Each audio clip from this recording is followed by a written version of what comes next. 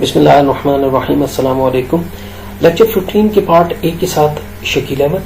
और हम लोग जो टॉपिक डिस्कस कर रहे थे, हमने लास्ट लेक्चर में हमने रिप को किया। और रिप जो है वो हमें मालूम है कि डिस्टेंस वेक्टर एल्गोरिथम पे काम करता है। और हम अब नए प्रोटोकॉल की तरफ जा रहे हैं जो कि इंटीरियर राउटिंग प्रोटोकॉल्स में one of the most important protocol है, और which is OSPF, stands for open shortest path first.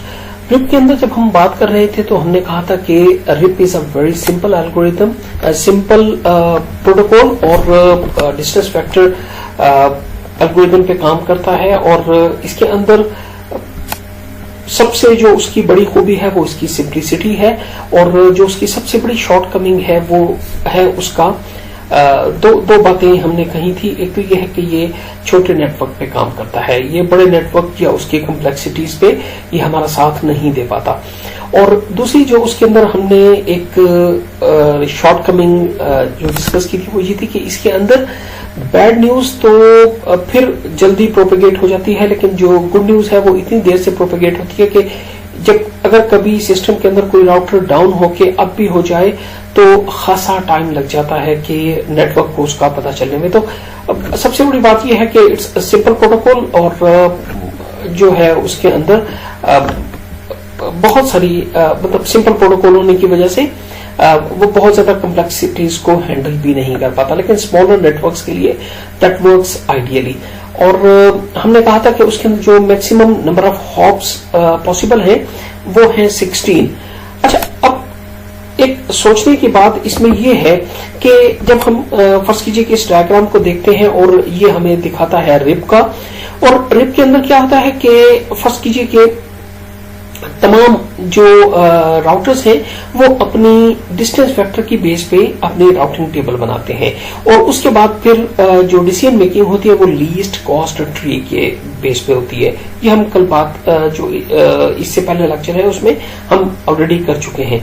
अच्छा, अब बात यह है कि अगर 16 हॉप से 15 हॉप से ज्यादा नहीं जाता और 16 इसके अंदर इन्फिनिटी के तौर पर ट्रीट किया जाता है, तो ऐसे में बड़े नेटवर्क्स में क्या किया जाए। जो बड़ी कंपनीज हैं, से फॉर एग्जांपल पाकिस्तान में जो बहुत बड़े बड़े नेटवर्क्स हैं हमारे सर्विस प्रोवाइडर्स के, जिसके अंदर hundreds and thousands of routers लगे हुए हैं, तो वो क्या करेंगे, रिप तो डेफिनेटली हमारा 15 हॉप्स के बाद काम करना बंद कर जाता है। तो ऐसे में जो उसके लिए जो मोस्ट जो ऑप्टेड प्रोटोकॉल है दैट इज OSPF। अच्छा, OSPF के अंदर क्या होता है कि सबसे पहली बात कि हमने कहा था कि रिप का जो मेट्रिक है वो है डिस्टेंस मींस के नंबर ऑफ हॉप्स के ऊपर आप डिसाइड करते हैं कि आपको जहां पहुंचना है वहां पर नंबर ऑफ हॉप्स जिस डायरेक्शन से कम होंगे वो रिप के अंदर आपका चोजन पाथ होगा, आपका राउट होगा, आपका चॉइस होगा। लेकिन उसके अंदर एक चीज जो हमें आम जिंदगी में अगर आप सोचें कि अगर आपको 5 किलोमीटर बुरे रोड पे करना हो जिसके अंदर के कच्चा पाथ है या रास्ते में पत्थर पड़े हुए हैं या बहुत ही तंग रास्ता है, आपने 5 किलोमीटर उस पे करने हैं या 5 हॉप्स, मैं कहता हूं किलोमीटर के 5 हॉप्स हैं।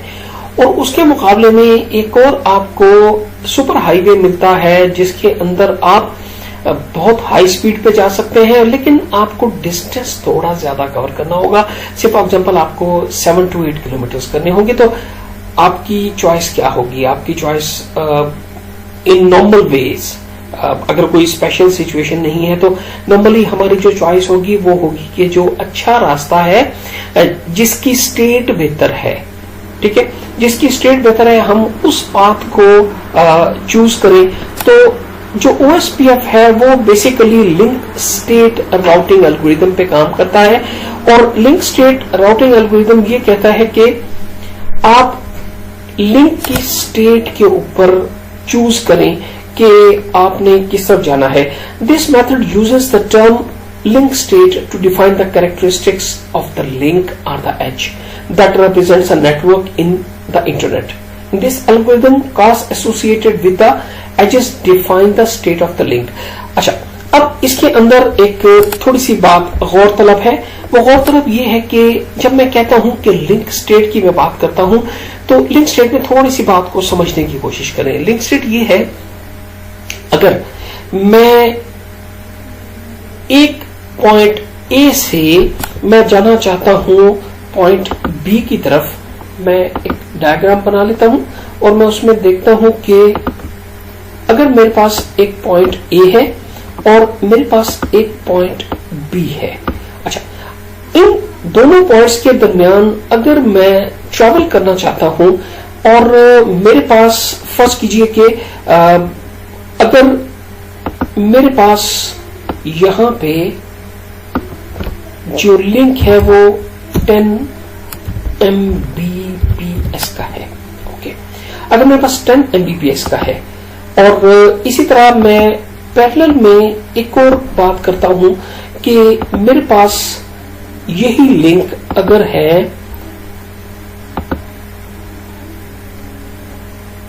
100 Mbps पे, ठीक है, अगर ये मेरा लिंक है 100 Mbps पे, तो मैं कॉस्ट डिफाइन जब करूंगा तो हम चूंकि लीस्ट कॉस्ट पे जाते हैं, तो एक बात समझने की ये है कि कॉस्ट 10 Mbps की ज्यादा होगी या 100 Mbps की होगी। आप देखिए, जो हमारा 100 Mbps है इसकी कॉस्ट कम होगी। इसकी कॉस्ट क्यों कम होगी, ये एक समझने का मामला है। 100 Mbps वाले के अंदर कॉस्ट इस वजह से कम होगी कि चूंकि बैंडविड्थ इज हाई, लिंक की स्टेट के अंदर ये बड़ी ट्रैफिक को हैंडल कर सकता है, so we try to attract the traffic. इसके मुकाबले में जो 10 Mbps वाला लिंक है उसके अंदर चूंकि ट्रैफिक कंजेस्शन होगी, बहुत सारे प्रॉब्लम्स होंगे, तो हम क्या करते हैं कि जो लोअर बैंडविड्थ वाला लिंक होता है उसकी कॉस्ट हाई रखते हैं, just to discourage the traffic, right. और जो हायर कैपेसिटी वाले लिंक्स होते हैं उनकी कॉस्ट को हम लो रखते हैं। लो रखने का मतलब है just to attract the traffic because it can handle. अच्छा, होता यह है कि OSPF चूंकि प्योरली लिंक स्टेट पे डिपेंड करता है। फर्ज कीजिए कि 100 Mbps वाला जो लिंक है उसकी जो कॉस्ट थी, मैं कहता हूं कि दैट वाज 5, और उसके मुकाबले में जो 10 Mbps वाला था उसकी कॉस्ट थी 105। अच्छा, अब 105 होने की वजह से जो भी लिंक जो भी इस एंड से दूसरे एंड तक जाएंगे, ये दोनों लिंक फर्ज कीजिए पैरेलल में काम कर रहे हैं कि 10 Mbps वाला लिंक भी है और एक 100 Mbps वाला लिंक भी है। और मैं ये बना देता हूं, ये एक 100 Mbps वाला लिंक है और हमने 100 Mbps वाले लिंक की जो कॉस्ट रखी है वो रखी है 5, और 10 Mbps वाले की जो हमने कॉस्ट रखी है वो 105 है। अब होगा क्या कि 5 की वजह से जो टोटल ट्रैफिक है वो इसके ऊपर आती जाएगी, और जैसे ही इसके ऊपर ट्रैफिक इतना हो जाएगा कि फर्ज कीजिए कि ये बहुत ही लोड हो गया, तो जैसे जैसे ये लोडिंग होती जाएगी तो इसकी कॉस्ट भी इंक्रीज करती जाएगी। हो सकता है एक स्टेज पे ये 97 Mbps की ट्रैफिक को हैंडल कर रहा हो, तो ऐसे में क्या होगा कि इसकी कॉस्ट इंक्रीज करके से 150 हो जाती है, राइट। अगर इसकी कॉस्ट हो जाती है 150, अब आप देखिए कि 10 Mbps वाला जिसके ऊपर कम ट्रैफिक है वो 105 है, तो ट्रैफिक उधर जाना शुरू। तो इसकी खूबसूरती OSPF की ये है कि ये इस तरीके से ऑटोमेटिकली लोड बैलेंसिंग का काम भी करता है, राइट। और हम आगे जब लीस्ट कॉस्ट में जाएंगे तो हम इसमें देखेंगे कि अगर 2 डिफरेंट पाथ के ऊपर सेम कॉस्ट आ जाए तो फिर वो क्या करता है, फिर वो दोनों को पैरेलल में यूज करता है। एक पैकेट एक तरफ से भेजेगा, दूसरा पैकेट दूसरी तरफ से भेजेगा। तो OSPF के अंदर इनहेरेंटली एक लोड बैलेंसिंग की जो कैपेबिलिटी है वो भी है। तो हम वापस जाते हैं अपनी इस स्लाइड पे। तो हमने कहा कि in this algorithm the cost associated with an edge defines the state of the link. तो जो लिंक की स्टेट होगी उसके मुताबिक उसकी कॉस्ट होगी। अगर फर्ज कीजिए कि उसके अंदर कंजेशन आ रही है तो उसकी कॉस्ट बढ़ना शुरू हो जाएगी। और अगर बढ़ते बढ़ते वहां पे इतनी चोकिंग हो गई या सिरे से ही लिंक जो है वो कट जाता है तो ऐसे में उसकी कॉस्ट हो जाएगी इन्फिनिटी।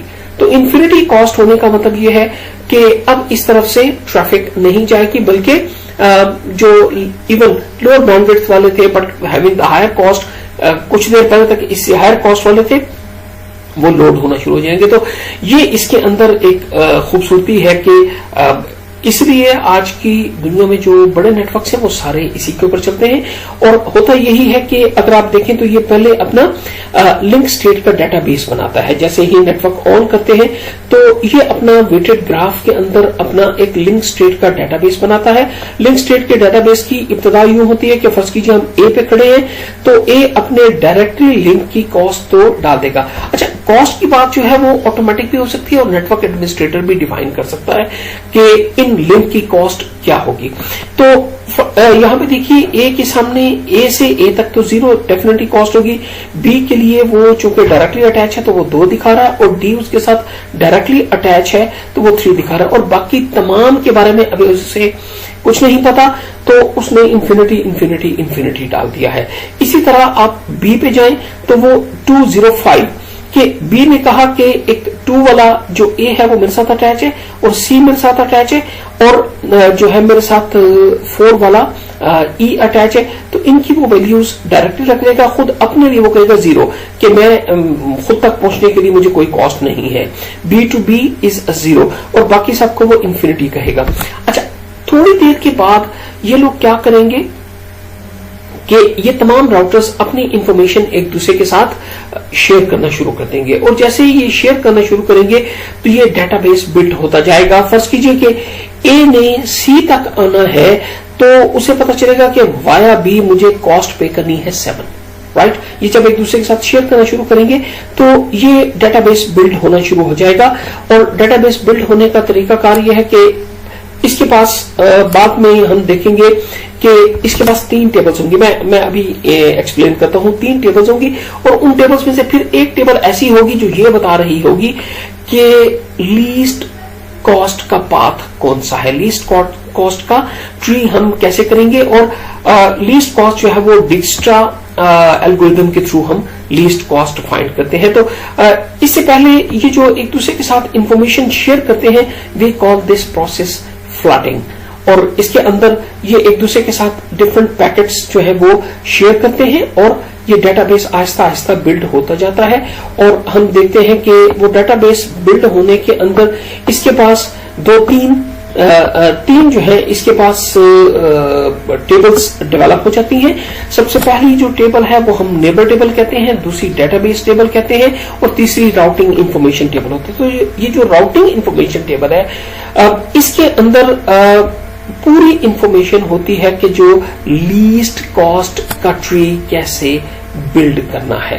यानी कि अगर हम इस डायग्राम को देखें तो इस डायग्राम में एफ तक आने के लिए आप देखिए ये रास्ता भी हो सकता है, ये रास्ता भी हो सकता है, ये रास्ते में, तो ये सारे रास्ते बनाने की भी वो एक टेबल रखेगा। एक तो रखेगा ए का नेबर कौन है, डी है और बी है, राइट। और ये एक नेबर टेबल होगी।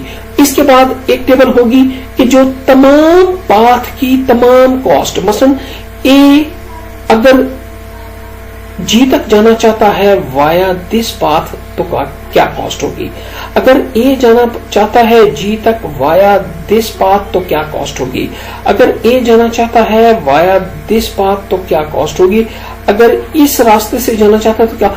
एक तो ये वाली नेबर टेबल होगी, उसके बाद ये दूसरी टेबल होगी जिसके अंदर टोटल डेटाबेस होगा, और तीसरी जो टेबल होगी वो होगी लीस्ट कॉस्ट की, जो डिक्स्ट्रा कैलकुलेट करेगा अकॉर्डिंग टू द सिचुएशन, और वो हर वक्त रन टाइम पे वो कैलकुलेट हो रही होगी। और उसके मुताबिक हम पाथ देखेंगे कि हमने ए से जी तक अगर भेजना है तो हमारा जो फर्ज कीजिए कि 6-7 पाथ है हमारे पास, तो हम कौन सा पाथ अडॉप्ट करेंगे। हम इधर से इधर आके इधर जाके और ये वाला ये पाथ पे रख सकते हैं। तो हमारे पास there will be a lot of paths, और उनमें से डिक्स्ट्रा की जो टेबल होगी वो हमें बताएगी, जो राउटिंग टेबल होगी एक्चुअली वो हमें बताएगी इस डेटाबेस में से आपका बेस्ट पाथ क्या है। तो हमने नॉर्मल ट्रैफिक के हवाले से देखा कि हम अच्छे पाथ की तरफ हमारा चॉइस होना चाहिए, और दूसरी बात यह है कि लिंक की स्टेट की बेस पे ये डेटाबेस अपडेट हो रहा होता है लाइव बेसिस पे, और उसी के मुताबिक जो है हमारा लीस्ट कॉस्ट ट्री बन रहा होता है, और फ्लडिंग के जरिए अपनी जो स्टेट है वो एक स्टेशन दूसरे स्टेशन के साथ एक्सचेंज करता रहता है, और उसकी बुनियाद पे जो है वो तमाम राउटिंग हो रही होती है। तो इसी तरह इस पर्टिकुलर अपडेट के लिए we share the link state packets, right. तो हम इन्हें LSPs कहते हैं, और वो आप इस डायग्राम में अगर आप देखें तो इब्तिदा में ये वाली टेबल होगी, और Aahista Aahista link state packet के एक दूसरे के साथ शेयर करते करते हमारे पास फाइनली एक ऐसी टेबल बिल्ड हो जाएगी जो टेबल एग्जैक्ट स्टेटस बताएगी कि एक स्टेशन, कोई भी एक स्टेशन किसी और स्टेशन तक पहुंचने के लिए कौन सा पाथ और कितनी कॉस्ट पे करेगा।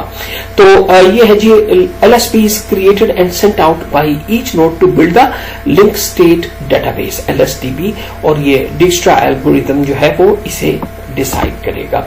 और इस तरह जो है मजीद थोड़ी सी डिटेल हम कर लेते हैं कि OSPF is an intra domain, means के जो हमारा ऑटोनोमस सिस्टम है उसके अंदर का राउटिंग प्रोटोकॉल है like RIP, but it is based on the link state. RIP जो था वो डिस्टेंस वेक्टर पे था, जबकि ये स्टेट के ऊपर है, और ये ज्यादा बेहतर, एफिशिएंट और बहुत सारे हवालों से ये बहुत बेहतर प्रोटोकॉल है। सबसे बड़ी बात ये है कि ये बड़े नेटवर्क के लिए काम करता है। कितने बड़े? मिलियंस ऑफ राउटर्स, मिलियंस नहीं, मिलियन राउटर तक भी अगर आप चले जाते हैं तो दैट कैन वर्क, और बहुत बड़े बड़े नेटवर्क्स के लिए जो है ये काम करता है। फर्ज कीजिए कि यहाँ पे अगर आप देख रहे हैं कि राउटर 1 अगर नेटवर्क 1 की तरफ जाना चाहता है तो कॉस्ट है 4, और अगर वो नेटवर्क 2 की तरफ जाना चाहता है तो कॉस्ट 5 है।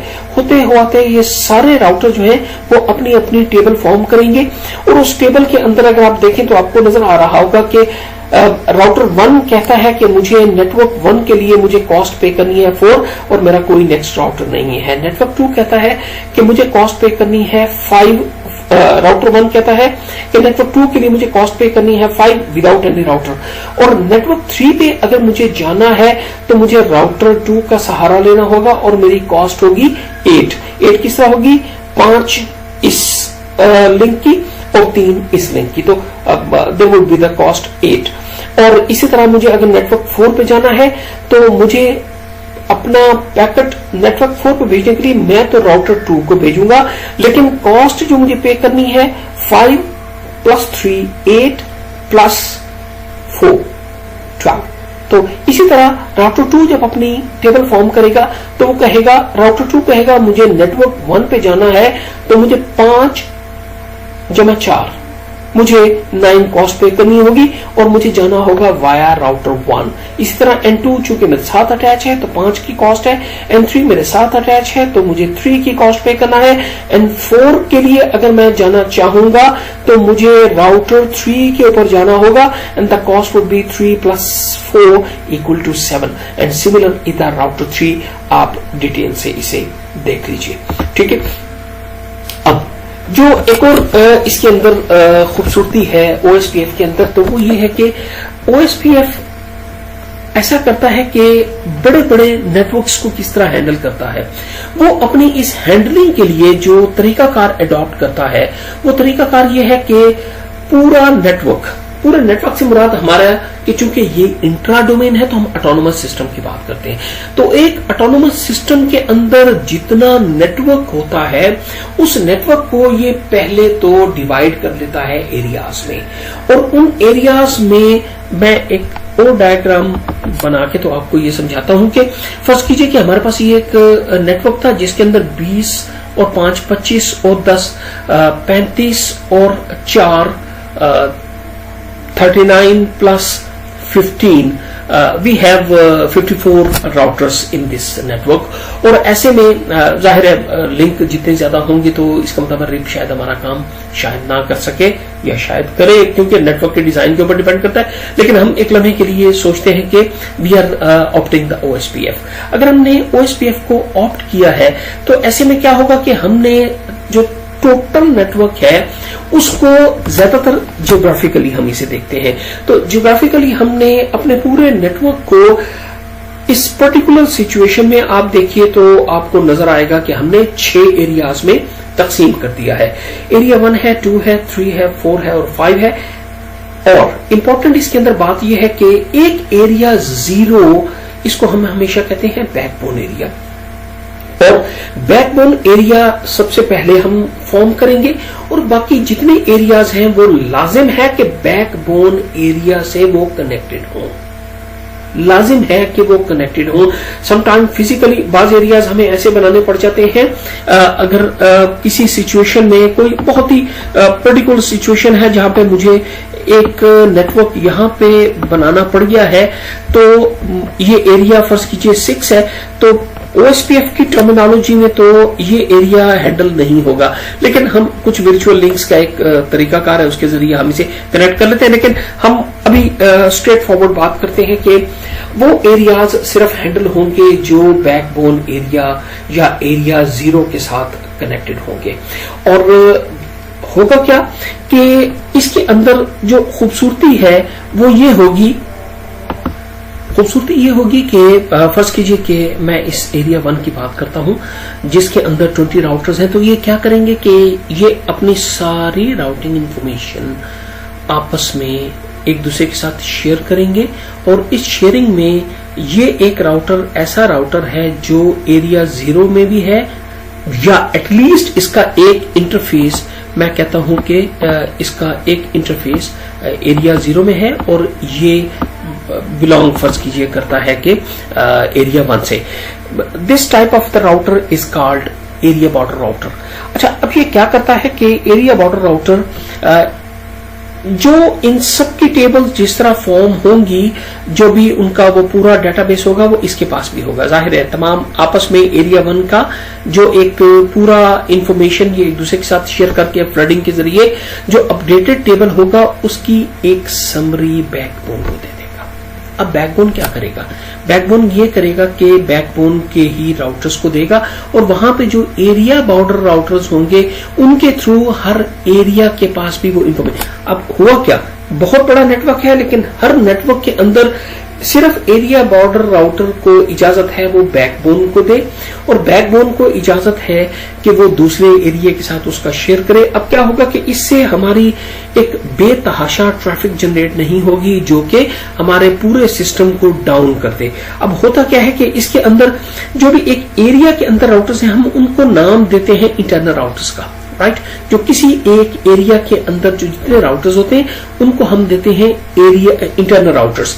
और जो राउटर बिलोंग करता है एटलीस्ट उसका एक इंटरफेस टुवर्ड्स द बैकबोन, हम उनको एरिया बॉर्डर राउटर कहते हैं। इनको हम बाद में हम ये भी कहते हैं कि ये लगभग तर्जुमान की तरह है, इस एरिया का ये तर्जुमान है और ये पूरी इंफॉर्मेशन बैकबोन को देता है अपने एरिया की और बाकी तमाम एरियाज की जो इंफॉर्मेशन है वो बैकबोन से लेके अपने राउटर्स को डिस्ट्रीब्यूट करता है। इसी तरह एक तीसरी टाइप है राउटर्स की जिसको हम कहते हैं ऑटोनोमस सिस्टम बाउंड्री राउटर। ये एक ऐसा राउटर है, इन दिस एग्जांपल फर्स्ट कीजिए कि ये एक पर्टिकुलर राउटर है जो कि हम इसे कहते हैं कि this is ASPR router. ASPR router वो वाला राउटर है कि जो ये पूरा सिस्टम जो आपको इस डायग्राम में नजर आ रहा है ये सिर्फ OSPF रन कर रहा है। लेकिन ये भी तो मुमकिन है ना कि हमारे जो इस ऑटोनोमस सिस्टम में हम सिर्फ OSPF के ऊपर ना काम कर रहे हो बल्कि हम OSPF के अलावा रिप भी किसी छोटी डोमेन्स में छोटी जगहों में इस्तेमाल कर रहे हो। तो एक ऐसा राउटर जो दूसरे प्रोटोकॉल BGP रिप और डिफरेंट टाइप के जो दूसरे राउटिंग प्रोटोकॉल्स हैं उनके साथ भी जब हैंडल कर रहा हो और इंटरएक्शन कर रहा हो, this is called the autonomous system boundary router. तो जो OSPF या ओपन शॉर्टेस्ट पाथ फर्स्ट की जो खूबसूरती है वो ये है कि ये हर नेटवर्क को बहुत सारे एरियाज में तकसीम करता है। एक जो पहला एरिया कोई भी क्रिएट होगा वो 0 होगा, और backbone that would be the backbone, वो मिनिमम है कि बैकबोन के अलावा आप OSPF नहीं कर सकते। भले आज आपका नेटवर्क छोटा है और आपने अभी सिर्फ एक ही एरिया इसके अंदर कॉन्फ़िगर किया है तो वो 0 होगा। इसके बाद जो नेक्स्ट एरिया होगा वो 1 और से जितने भी आप एरियाज बनाते जाएंगे, लेकिन जो चीज उसमें जरूरी होगी वो ये होगी कि हर एरिया के अंदर जो इंटरनल राउटर्स हैं उनमें से कम एक राउटर एरिया बॉर्डर राउटर के तौर पे बिहेव करेगा, और उसका एक इंटरफेस जो है वो बैकबोन एरिया के साथ होगा, और वो समरी लिंक भी हम उसे कहेंगे, जो कि अपने नेटवर्क की इंफॉर्मेशन की पूरी समरी शेयर करेगा टुवर्ड्स द बैकबोन, और फिर बैकबोन से वो तमाम एरियाज की समरी लेके तो अपने राउटर्स को वो अपडेट करेगा। तो this is called open shortest path first. और जैसे मैंने कहा था कि हमारे पास इसके अंदर हम 3 किस्म की टेबल्स मेंटेन करते हैं। पहली नेबर टेबल है, दूसरी डेटाबेस टेबल है। डेटाबेस टेबल के अंदर हर इंफॉर्मेशन होगी, और राउटिंग इंफॉर्मेशन टेबल वो है कि जो डिक्स्ट्रा एल्गोरिदम के तहत हम फाइनल करते हैं कि किस पाथ से हमने एक्चुअली राउट करना है, डेटाबेस में से जो बेस्ट पाथ हमने चूज किया है वो क्या होगा। अच्छा, इसके बाद जो है वो हमारी लिंक स्टेट की जो एडवर्टीजमेंट्स हैं वो जिस तरीके से चाहेंगे, तो हम लिंक्स को 5 डिफरेंट टाइप के लिंक्स में हम तकसीम करते हैं। हम उन्हें कहते हैं router link, network link, summary link to the network, summary link to the autonomous system, border router और external link। मेरी ख्वाहिश होगी कि आप जो बुक है उसके चैप्टर 20 में से आप इसको जो लिंक स्टेट एडवर्टीजमेंट वाला टॉपिक है इसको खुद पढ़ें।